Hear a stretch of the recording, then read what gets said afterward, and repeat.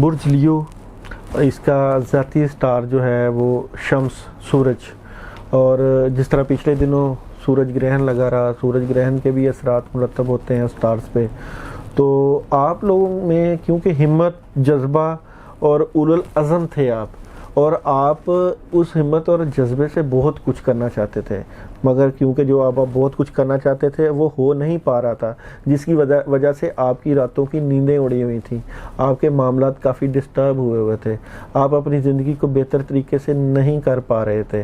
مگر آپ نے اس سارے معاملے کے اوپر سوچ بچار کی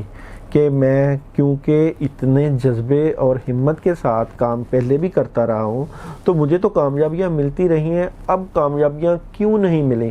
تو جب آپ اندر کو جھانکیں گے تو وہاں آپ کو غلطیاں نظر آئیں گی جو آپ کر رہے ہیں، وہ غلطیاں جو صرف آپ کو پتہ ہے. آپ سمجھتے ہیں کہ جن معاملات کو آپ لے کے چل رہے ہیں وہ معاملات آپ کی زندگی میں رکاوٹ ڈال رہے ہیں. تو کچھ لوگ آپ کے جو ارد گرد کے ہیں، جو آپ کو رکاوٹیں آپ کے زندگی میں ڈال رہے ہیں، ان لوگوں کو بھی آپ سمجھ پائیں گے، اپنے آپ کو بھی سمجھ پائیں گے، اپنے معاملات کو بھی سمجھ پائیں گے، اور سڈنلی آپ سٹریٹ فارورڈ ہو جائیں گے، اپنے آپ سے سٹریٹ فارورڈ ہو جائیں گے، لوگوں کے سیدھے ہو جائیں گے. اور جس کسی نے آپ کو تکلیف، مشکل یا پریشانی دی ہوگی، آپ منہ پہ بات کریں گے کہ آپ کی وجہ سے مجھے میری زندگی میں پریشانی آئی، یا